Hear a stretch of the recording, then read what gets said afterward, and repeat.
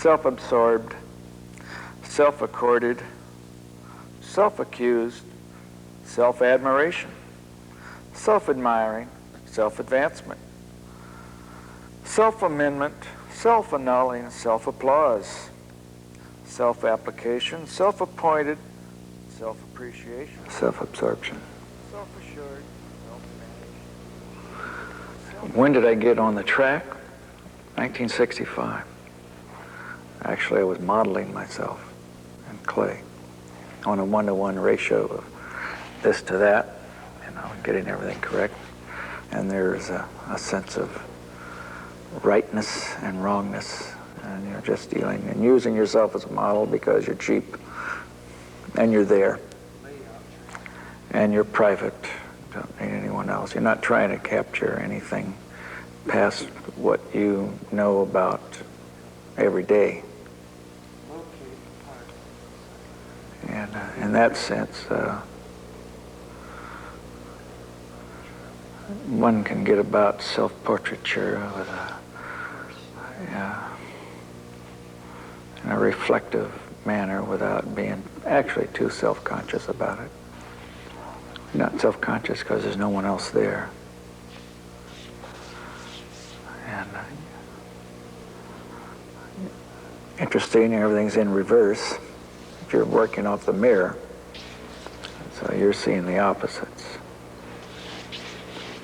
In my case, I have to use a mirror, and I also use photographs, so there's this duality of reversals.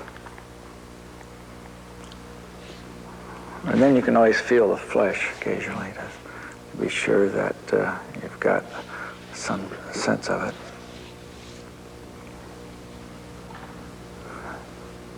It's hard not to change your expression, I think.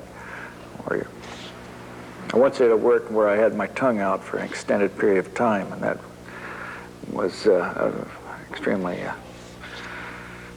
difficult to maintain, and I got really a sore throat in the process. I don't know. I don't think it's about expression. I don't know if I can really say what I'm doing. That's one of the problems. I mean, I think if I say it, I probably wouldn't do it.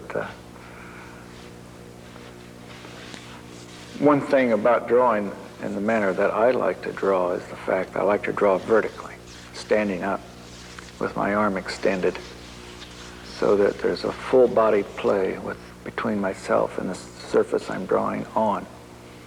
So it's almost there's dancing and there's physical contact. I like to draw from the whole thing, so that there's a big thrust, a big movement in my body. And try to animate myself as much as I can, because if I can animate myself, the drawing becomes more animated. And rather than just drawing, say, from the wrist down, you try to be nicer to just freeze that wrist and just draw with in a physical way, like an athletic event.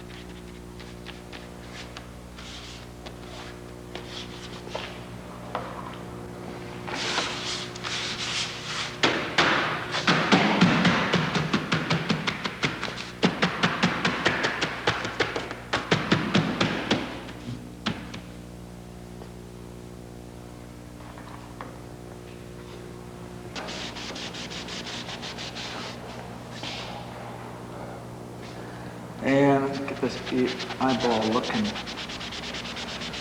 at me dead in the eye here. So I'm gonna move it over. That got me. Let's bring the ear back a bit. Back in, not back out.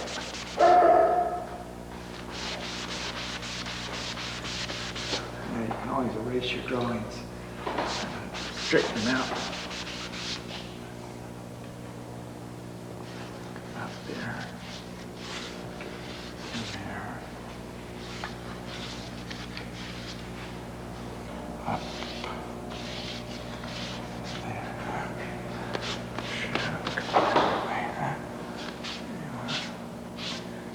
Let it roll across the cheek.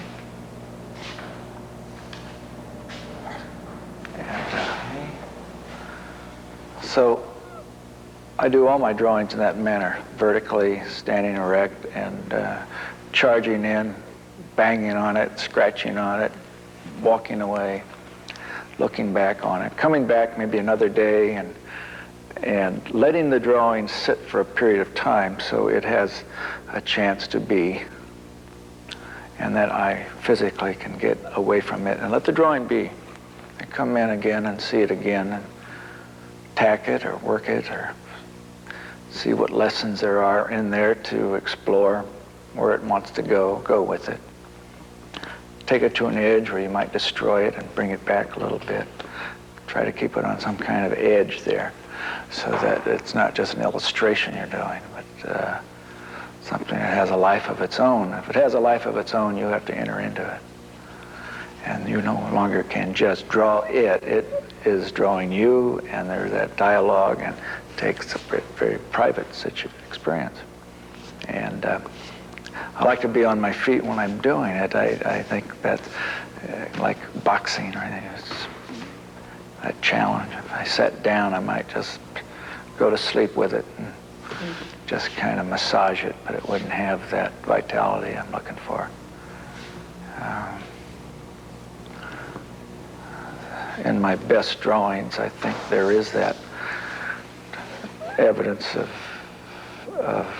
struggle and experience and conquering and being conquered, all thrown in there,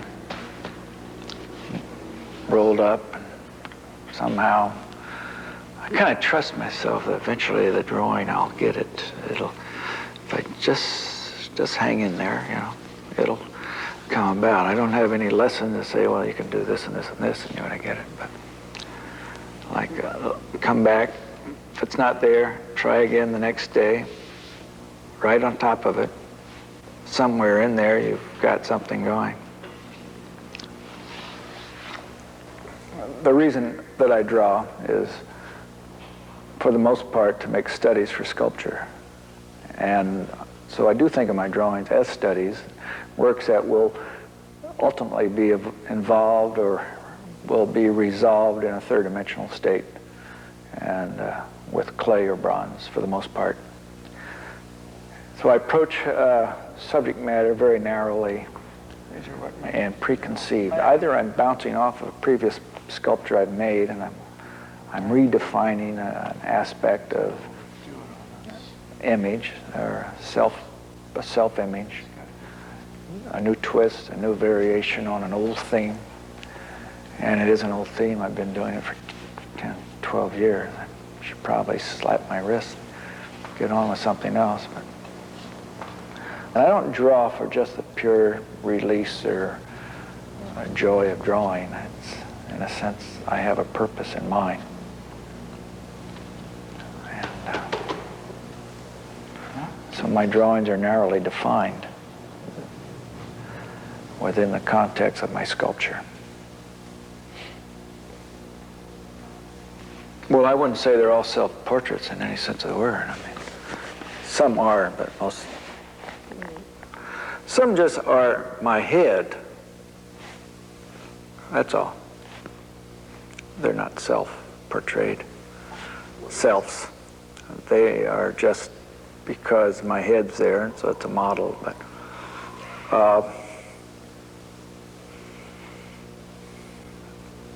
then others are totally removed from any resemblance to myself.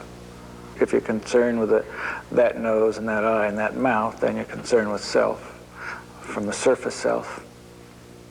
If you're not even concerned with that, obviously are modeling someone else, it's not self. I do use words in my work. Sometimes they're relevant, sometimes they're totally irrelevant. Sometimes I don't use words because I just can't think of a single word to use. But it's nice when word and image can be kind of zapped together and make a work kind of clang and give it create a kind of a visual conflict going between word and image, and I like that part of things. So I scratch on things, write words, and sometimes I must confess I don't really think about what I'm writing. Sometimes I think very much about what I'm writing, but there's no always the same thing. And sometimes I want to write on something and I can't think of anything to write. So I can just go get the book out and start looking.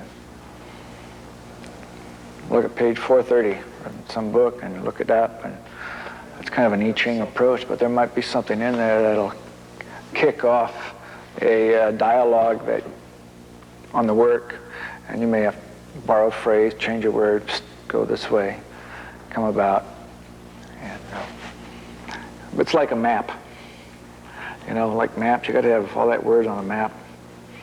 Maps are no fun to read, but they really are. Just look at, get away from them. God, maps are gorgeous. The older the better, but then you want to read them too. So the words, images could be sort of like a map of the mind, where the mind is, or maybe where the mind isn't going.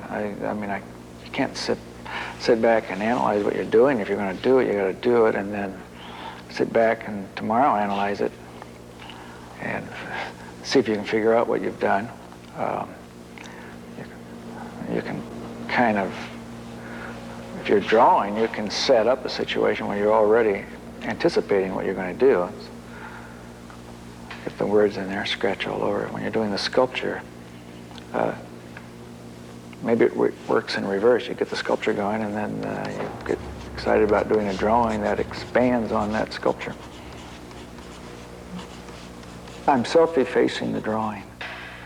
Not meant to be. Erased. It's one way to get even with what you do. And it is putting it out on an edge. It's, in a sense, somewhat destroying what you've done. But also it serves as demeaning to reintroduce the whole process of what you're really doing. Self. So I just laid it all out there because of the absurdity of it. And I guess I do enjoy the absurdity of it. But yeah, my works have words on them. But nothing important to say. Self-made. If you got something to say, write a book, You see how hard it is to explain what one does if one's not going to get into. I really support the private sense of myself. I give you my public self, but my private self is for me. Self-repulsive, self-revealing, self-reverence, self-ruined, self-satisfaction, self-scorn, self-security, self-shining, self-sold, self-sought, self-sown, self-starved, self-styled, self-subdued, self-supported, self-suppression, self-suspended, self-taught, self-training, self-trust, self-valuing, self-worship, self-worshipper. Sounded like a poem, huh?